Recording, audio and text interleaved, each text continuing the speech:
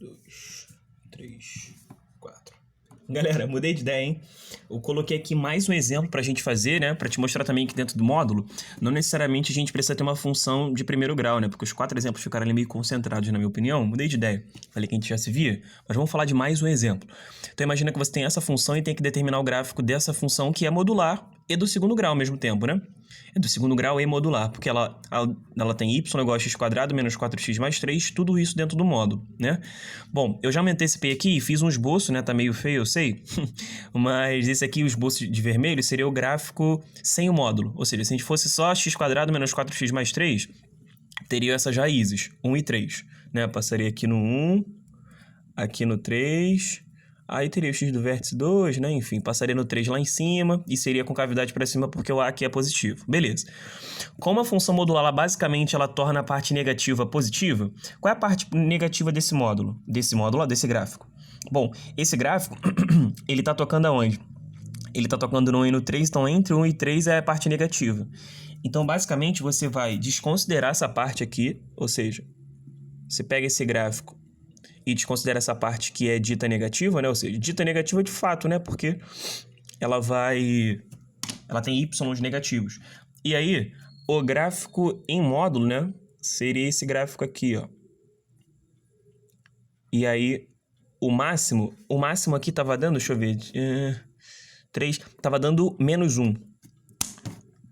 Quer dizer, o mínimo antes, né? Tava dando menos 1, então agora essa função, esse mínimo, não chega a virar máximo, né? Porque essa função, ela continua para cima. Mas esse ponto, né, que é da função, ele passa a ser o menos 1. Mais 1, foi mal. Acabei de falar aí, não mudei o sinal. Do menos 1, ele passa a ser mais 1. Tranquilo? Então, basicamente é isso. O módulo, ele faz com que a função, ela, né, passe para cima. Ou seja, reflita, né? O eixo x, ele acaba servindo como um ponto de reflexão, tá? Dos gráficos. Então, pode ser assim também. Aí pode ser assim com mais 2 aqui fora, enfim. Tem desdobramentos. E eu queria te comentar uma outra maneira de você fazer isso. Esse mesmo exemplo. Então, se segura aí. Olha só. Teoricamente, a gente deveria fazer assim, abrir em 2 casos, né? Essa função pode ser ela mesma, x² menos 4x mais 3.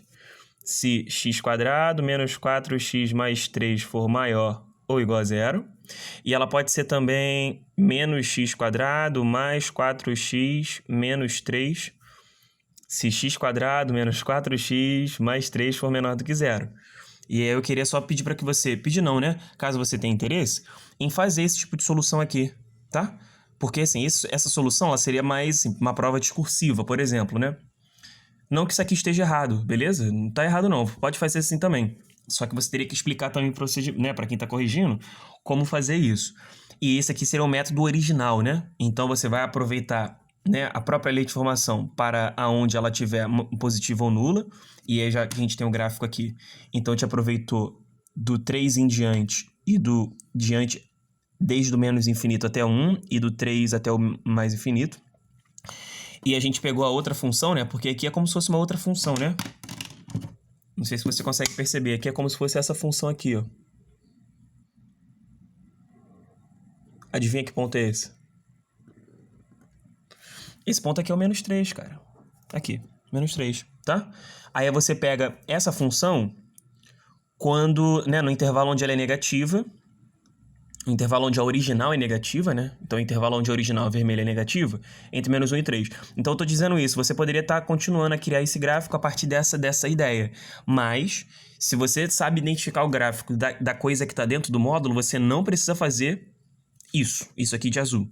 Você pode criar o gráfico da coisa sem o módulo e depois só aplicar o módulo que é justamente refletir esse gráfico. Beleza? Então, 2 maneiras de você fazer.